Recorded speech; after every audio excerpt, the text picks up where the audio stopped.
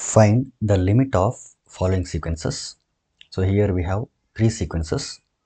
First sequence is xn equal to 1 plus a by n whole to the power of n by b. Second sequence is xn equal to 1 plus 2 by n whole to the power of minus 4n. And the third sequence is xn equal to n plus 1 by n whole to the power of 2n square by n plus 1. So we have to find the limit of these sequences. So limit find ಮಾಡ್ತಿದ್ದೀವಿ ಅಂದರೂ ಒಂದೇ ಅರ್ಥ, ಅಥವಾ ಕನ್ವರ್ಜೆನ್ಸ್ನ check ಮಾಡ್ತಿದ್ದೀವಿ ಅಂದರೂ ಕೂಡ ಒಂದೇ ಅರ್ಥ. ಯಾಕಂದರೆ ಲಿಮಿಟ್ ಏನಾದರೂ ಫೈನೈಟ್ ಲಿಮಿಟ್ ಎಕ್ಸಿಸ್ಟ್ ಆಗಿತ್ತು ಅಂತಂದರೆ, ಸೊ ಇದರ ಇನ್ನೊಂದು ಅರ್ಥ ಏನು ಅಂತಂದರೆ ದ ಸೀಕ್ವೆನ್ಸ್ ಈಸ್ ಕನ್ವರ್ಜೆಂಟ್ ಅಂತ ಅರ್ಥ. ಒಂದು ವೇಳೆ ಇನ್ಫೈನೈಟ್ ಲಿಮಿಟ್ ಎಕ್ಸಿಸ್ಟ್ ಆಯಿತು ಅಂತಂದರೆ ಇಟ್ ಈಸ್ ಡೈವರ್ಜೆಂಟ್ ಅಂತ ಅರ್ಥ. ಅಥವಾ ಪಾಸಿಟಿವ್ ನೆಗೆಟಿವ್ಗೆ ಏನಾದರೂ ಹೋಗ್ತಿತ್ತು ಇನ್ಫಿನಿಟಿಗೆ ಅಂತಂದರೆ ಇಟ್ ಆಸಿಲೇಟ್ಸ್ ಇನ್ಫೈನೈಟ್ಲಿ ಅಂತ ಅರ್ಥ. ಸೊ ಎರಡು ವ್ಯಾಲ್ಯೂಗಳು ಬರ್ತಾ ಇದೆ ಅಂತಂದರೆ ಆವಾಗ ನಾವೇನು ಹೇಳ್ತೀವಿ ಅಂತಂದರೆ ಅದು ಆಸಿಲೇಟ್ಸ್ ಫೈನೈಟ್ಲಿ ಅಂತ ಹೇಳ್ತೀವಿ. ಸೊ ಇಂಡೈರೆಕ್ಟ್ಲಿ ನಾವು ಕನ್ವರ್ಜೆನ್ಸನ್ನು ಕೂಡ ಇಲ್ಲಿ ಚೆಕ್ ಮಾಡ್ತಿದ್ದೀವಿ ಅಂತಲೇ ಇಲ್ಲಿ ಅರ್ಥ ಆಗ್ತದೆ.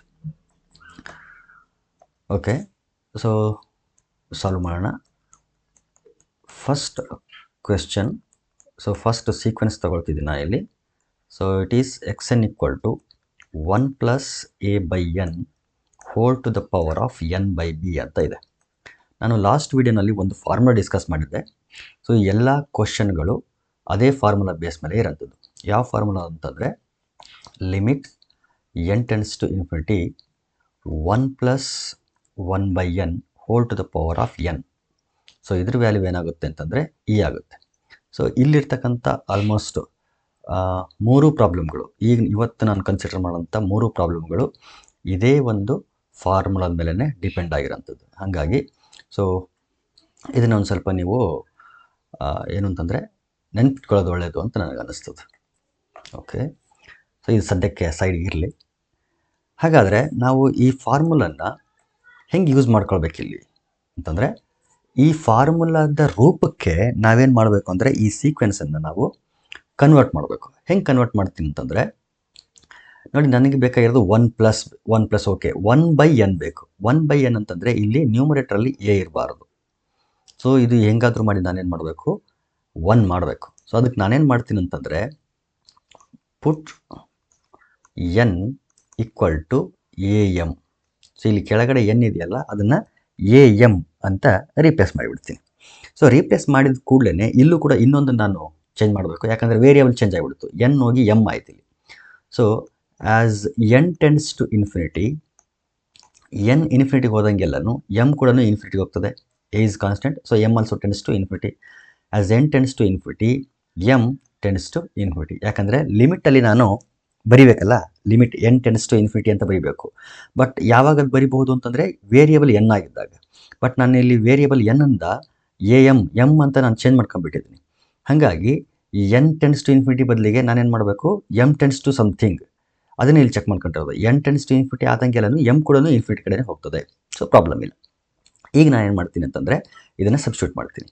So it will become n ಅಂತಂದರೆ ಹೋಗಿ ಏನಾಯ್ತು ಇಲ್ಲಿ ಎ ಎಮ್ ಆಯಿತು. ಪ್ರಾಬ್ಲಮ್ ಇಲ್ಲ, ಏನಾಗಲ್ಲ ಇಲ್ಲಿ. ಇದು ಬೇಕಿದ್ರೆ n ಅಂತಲೇ ಬರಿಬೋದು, ಯಾಕಂದರೆ ಅನ್ನೇ ಎ ಎಮ್ ಅಂತ ಅನ್ಕೊಂಡಿರೋದ್ರಿಂದ. So we can write this a m as n also. So xn ಇರಲಿ ಸದ್ಯಕ್ಕೆ, ಏನು ಪ್ರಾಬ್ಲಮ್ ಇಲ್ಲ. ಇಲ್ಲಿ ಮಾತ್ರ ಚೇಂಜ್ ಮಾಡ್ಕೊಳ್ತೀನಿ ನಾನು. 1 plus A divided by n ಅಂತಂದರೆ A M whole to the power of A M divided by B. ಇಲ್ಲಿ ಎ ಎಮ್ ಅಂತ ಬರೆದ್ರೂ ಕೂಡ ತೊಂದರೆ ಇಲ್ಲ, ನಾನು ಹೇಳ್ತಿದ್ದೀನಲ್ಲ ಇಲ್ಲಿ ನೋ ಪ್ರಾಬ್ಲಮ್. ಬೇಕಿದ್ರೆ ನಿಮ್ಗೆ ಕನ್ಫ್ಯೂಷನ್ ಅಂತ ಇದ್ದರೆ ಎ ಎಮ್ ಅಂತಲೇ ಬರ್ಕೊಂಬಿಟ್ರಿ, ಏನು ಪ್ರಾಬ್ಲಮ್ ಇಲ್ಲ. ಸೊ ಎ ಕ್ಯಾನ್ಸಲ್ ಆಯಿತು. ಇದೇ ಸೀಕ್ವೆನ್ಸನ್ನೇ ನಾವು ಏನಂದರೆ ರೀನೇಮ್ ಮಾಡಿದಂಗೆ ಅರ್ಥ ಅಷ್ಟೇ. ನಾವು ವಿ ಹ್ಯಾವ್ ಟು ನಾವು what we shall do is further we shall rewrite this like this. 1 plus 1 by m whole to the power of m whole to the power of a by b whole to the power of a by b. ನೋಡಿ 1 plus 1 by m whole to the power of m 1 plus 1 by n whole to the power of n. So ಈ ಫಾರ್ಮಿಗೆ ಬಂತಲ್ಲ. ಈಗ limit consider ಮಾಡ್ತೀನಿ ನಾನು. Limit xn as n tends to infinity is equal to limit xn ಹೋಗಿ ಏನಾಯ್ತು ಇಲ್ಲಿ x a m ಆಯಿತು. As m tends to infinity, so it is nothing but limit m tends to infinity x a m ಅಂತಂದರೆ 1 plus 1 by m whole to the power of m whole to the power of a by b. As m tends to infinity, this quantity which is inside the bracket, this will tend to e formula prakara. So it is equal to e to the power of a by b. ಇದು b, e to the power of a by b. So this is the limit of this sequence. ನೋಡಿ ಇಲ್ಲಿ ನಾನೇನು simplify ಮಾಡಿದ್ದೀನಲ್ಲ, ಇದನ್ನ actually ಲಿಮಿಟ್ನ apply ಮಾಡಿ ಆಮೇಲೆ ಅಲ್ಲೂ ಮಾಡ್ಬೋದು. ಬಟ್ ಪ್ರತಿ ಸಾರಿ ಲಿಮಿಟ್ ಅಂತ ಬರೆದು ಈ ರೀತಿ ಸಿಂಪ್ಲಿಫೈ ಮಾಡೋ ಬದಲಿಗೆ ನಾನು ಮೊದಲೇ ಸಿಂಪ್ಲಿಫೈ ಮಾಡ್ಕೊಂಡು ಆಮೇಲೆ ಲಿಮಿಟನ್ನು ಅಪ್ಲೈ ಮಾಡ್ಕೊತಿದ್ದೀನಿ ಅಷ್ಟೇ. So this is the solution for the first sequence. ನೋಡಿ ಇಲ್ಲಿ limit e to the power of a by b ಅಂತ ಬಂತು. ಇದರ ಅರ್ಥನೂ ಒಂದೇ, it is convergent sequence and it converges to e to the power of a by b ಅಂತ ಹೇಳಿದ್ರು ಕೂಡ ಒಂದೇ ಅರ್ಥ. ಸೊ ಇದರ ಒಂದು ಪರ್ಟಿಕ್ಯುಲರ್ ಕ್ವೆಶನ್ ಯಾವುದು ಅಂತಂದರೆ ಇಲ್ಲಿರೋಂಥದ್ದು ಎಕ್ಸ್ ಎನ್. ಸೊ ಇದೇನು ಈಗ ಮಾಡಿದ್ವಲ್ಲ ಇಲ್ಲಿ ಎ ಬೈ ಬಿ ಈ ಥರ ಏನಿದೆಯಲ್ಲ, ಇದರ ಪರ್ಟಿಕ್ಯುಲರ್ ಕ್ವೆಶನ್ನೇ ಇದು. ಇದನ್ನು ಹೆಂಗೆ ಸಾಲ್ವ್ ಮಾಡೋದು ಅಂತ ನೋಡೋಣ ಈಗ.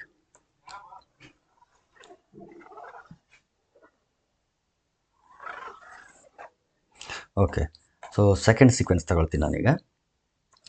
Second one, so x n equal to 1 plus 2 by n whole to the power of minus 4n ಇದೆ.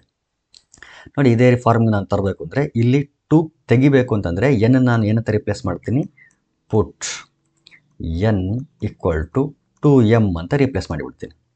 2m ಅಂತ ರಿಪ್ಲೇಸ್ ಮಾಡಿದಾಗ 2 ಕ್ಯಾನ್ಸಲ್ ಆಗುತ್ತಲ್ಲ. So N equal to 2/m ಅಂತ ರಿಪ್ಲೇಸ್ ಮಾಡ್ತೀನಿ. ಈ ರೀತಿ ರಿಪ್ಲೇಸ್ ಮಾಡಿದ ಕೂಡಲೇ ವೇರಿಯಬಲ್ ಚೇಂಜ್ ಆಯ್ತಲ್ಲ. As n tends to infinity, m also tends to infinity. ಈಗ ಬೇಕಿದ್ರೆ ನೀವೇನು ಮಾಡಿ ಅಂತಂದರೆ ಎಕ್ಸ್ ಎನ್ನನ್ನು ಏನಂತನಾದರೂ ಇಟ್ಕೊಳ್ಳಿ ಅಥವಾ 2m ಅಂತನಾದರೂ ಇಟ್ಕೊಳ್ಳಿ, ನಿಮ್ಮ ಇಷ್ಟ. 1 plus 2/n ಅಂತಂದರೆ ಏನಾಗುತ್ತೆ ಈಗ 2m minus 4 into n means 2m.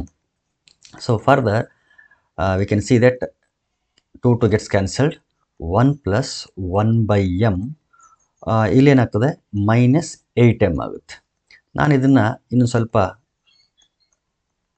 ಬೇರೆ ರೀತಿ ಬರೀತೀನಿ. 1 plus 1/m, ಎಮ್ಮನ್ನು ಇಲ್ಲಿ ಬರೋದು, ಎಮ್ಮನ್ನು -8 ಹೊರಗಡೆ ಹಾಕ್ತೀನಿ. ನೋಡಿ ಇಲ್ಲಿ ನಾನು ಎರಡು ಸಾರಿ ಇದೇ ರೀತಿ ಮಾಡಿದೆ. ಓದ್ ಕ್ವಶನ್ನಲ್ಲಿ ಈ ರೀತಿ ಇತ್ತು, ಏನಿತ್ತು ಅಂತಂದರೆ MA/B ಅಂತ ಇತ್ತು. ನಾನೇನು ಮಾಡಿದೆ ಅಂತಂದರೆ ಎಮ್ನ ಒಳಗಡೆ ತಗೊಂಡು A/Bನ ಹೊರಗಡೆ ಹಾಕಿದೆ. ಈ ರೀತಿ ಮಾಡ್ಬೋದು ಅಂತಂದರೆ ಅಫ್ಕೋರ್ಸ್ ಮಾಡ್ಬೋದು. ಹೆಂಗೆ ಅಂತಂದರೆ a to the power of m whole to the power of n ಅಂತ ಇದ್ದರೆ a to the power of m into n, ಅಥವಾ a to the power of m into n ಅಂತ ಇದ್ದರೆ a to the power of m whole to the power of n ಈ ರೀತಿ ಬರಿಬೋದು, ಅಥವಾ a to the power of n whole to the power of m ಈ ರೀತಿನಾದರೂ ಬರಿಬೋದು. ಹಾಗಾಗಿ a to the power of m into n ಅನ್ನು a to the power of m whole to the power of n ಅಥವಾ a to the power of n whole to the power of m ಅಂತ ಬರಿಬೋದು. So ಇವೆಲ್ಲ ಏನು ಅಂತಂದರೆ ಎಕ್ಸ್ಪೊನೆಂಟ್ನ ಲಾಗಳಿದಾವಲ್ಲ, ಅವುಗಳನ್ನು ನಾವಿಲ್ಲಿ use ಮಾಡ್ತಾ ಇರೋದು. ಹಾಗಾಗಿ ನಾವು ಇಲ್ಲಿ ಏನು ಮಾಡ್ತಿದ್ದೀವಿ ಅಂತಂದರೆ -8m ಅಂತ ಇತ್ತಲ್ಲ, ಅದರಲ್ಲಿ ಎಮ್ಮನ್ನು ಒಳಗಡೆ ಇದು ಬ್ರ್ಯಾಕೆಟ್ ಒಳಗಡೆ ತಗೊಂಡಿದ್ದೀನಿ, -8ನ ಹೊರಗಡೆ ಹಾಕಿದ್ದೀನಿ. ನಾವು applying the limit xn as n tends to infinity, limit xn as n tends to infinity it is equal to limit x n ಅಂತಂದರೆ ನಾವು 2m ಅಂತ ರೀಪ್ಲೇಸ್ ಮಾಡಿದ್ವಿ. ಈಗ n tends to infinity ಹೋಗಿ m tends to infinity ಆಗುತ್ತೆ. So it is equal to limit m tends to infinity. What is xm? So we know that 1 plus 1/m whole to the power of m whole to the power of -8. This is x to m. So it is equal to, as m tends to infinity, this value will tend to e according to this formula. So ಈ value ಏನಾಗ್ತದೆ, e ಆಗ್ತದೆ. ಹಾಗಾಗಿ we get e to the power of -8. Therefore e to the power of -8 is the limit for the given sequence, or we can, in other words, we can say that the sequence is convergent and converges to e to the power of -8. So similarly we shall solve the third question. ಅದು ಕೂಡ same ಫಾರ್ಮುಲಾದ ಮೇಲೇ ಇರೋಂಥದ್ದು. ಹಾಗಾಗಿ similar ಕ್ವಶನ್ಗಳನ್ನು ನಾನು ಇಲ್ಲಿ consider ಮಾಡಿದ್ದೀನಿ. Okay, third sequence ತಗೊಳ್ತೀನಿ ನಾನು. Third sequence ಏನಿದೆ, xn equal to n plus 1 whole divided by n whole to the power of 2n square divided by n plus 1 ಅಂತ ಇದೆ. ಸೊ ಫಸ್ಟ್ ಸ್ಟೆಪ್ಪಲ್ಲಿ ನಾನೇನು ಮಾಡ್ತೀನಿ ಅಂದರೆ ಎನ್ನನ್ನು ಎನ್ಗೆ ಮತ್ತು ಒನ್ಗೆ ಸಪ್ರೇಟ್ ಮಾಡ್ತೀನಿ. So n by n plus 1 by n whole to the power of 2n square divided by n plus 1. So n cancel ಆಯಿತು. ಸೊ ಏನು ಉಳಿತಲ್ಲಿ 1 plus 1 by n whole to the power of 2n square divided by n plus 1 ಆಯಿತು. ನೋಡಿ 1 plus 1 by N form ಆಗಿದೆ ಈಗ. So ಮೇಲ್ಗಡೆ ಒಂದು N ಬೇಕು ನನಗೆ. ನಾನೇನು ಮಾಡ್ತೀನಿ, ಇಲ್ಲಿ ಎನ್ ಸ್ಕ್ವೇರ್ ಇದೆಯಲ್ಲ ಅದರಿಂದ ಒಂದು ಎನ್ನನ್ನು ಒಳಗಡೆ ತಗೊಳ್ತೀನಿ ನಾನು. Whole to the power of n 2n square ಇತ್ತಲ್ಲ, ಸೊ ಒಂದು ಎನ್ನನ್ನು ಮಾತ್ರ ಇಲ್ಲಿ ಬರ್ಕೊಂಡಿದ್ದೀನಿ. ಇನ್ನು ಉಳಿದಂಥ ಎಲ್ಲ ಟರ್ಮ್ಗಳನ್ನು ಹೊರಗಡೆ ಹಾಕಿಬಿಡ್ತೀನಿ. 2n divided by n plus 1. ನೋಡಿ 2n into N is 2n square divided by n plus 1. So ಈ ರೀತಿ ನಾನೇನು ಮಾಡ್ಕೊತೀನಿ ಅಂತಂದರೆ ಇದನ್ನು ಮಾಡಿಫೈ ಮಾಡ್ಕೊಂಡೆ. ಈಗ ನೋಡ್ಬೋದು, ಸೊ ಕೆಳಗಡೆ ಏನಿದೆಯಲ್ಲ ಇದು 1 plus 1 by n whole to the power of n, ಇದು ನನಗೆ ಬೇಕಾಗಿರೋಂಥ ಫಾರ್ಮಾಗಿ ಬಂತು. ಮೇಲ್ಗಡೆ ಏನಿದೆ 2n divide by n plus 1 ಇದೆ, ಅದನ್ನು ಆಮೇಲೆ ಚೇಂಜ್ ಮಾಡೋಣ ಅಂತ. ನಾವು taking the limit xn as n tends to infinity is equal to limit n tends to infinity.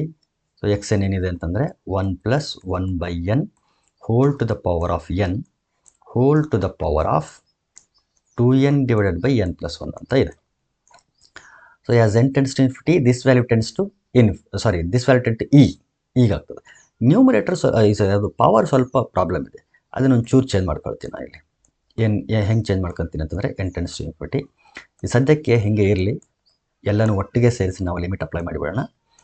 Hole to the power of, ಇಲ್ಲಿ ನ್ಯೂಮರೇಟರ್ ಮತ್ತು ಡಿನಾಮಿನೇಟರ್ ಅಂದರೆ 2n ಮತ್ತು n ಪ್ಲಸ್ 1ಇಂದ ಎನ್ನನ್ನು ಕಾಮನ್ ತೆಗಿತೀನಿ. ಎನ್ ಕಾಮನ್ ತೆಗೆದ್ರೆ ಎಲ್ಲಿ ಎರಡರಿಂದನೂ ಕಾಮನ್ ತೆಗೆದ್ರೆ 2n ಇತ್ತಲ್ಲ, ಎನ್ ಹೊರಗಡೆ ತೆಗೆದಿದ್ದೀನಿ, 2 ಮಾತ್ರ ಉಳಿತು.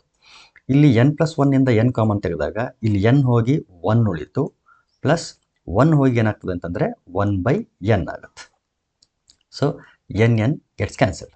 Now applying the limit as n tends to infinity, this whole base will tend to e. This 1 by n tends to 0. So 1 plus 0 is 1, 2 by 1. So base e ಆಯಿತು, power 2 ಆಯಿತು. So it is equal to e square. So limit of the third sequence, that is xn equal to n plus 1 by n whole to the power of 2n square divided by n plus 1 is e square. ಅಥವಾ ಇನ್ನೊಂದು ರೀತಿ ಹೇಳೋದಾದರೆ the given sequence is convergent and converges to e square ಅಂತ ಹೇಳಬಹುದು.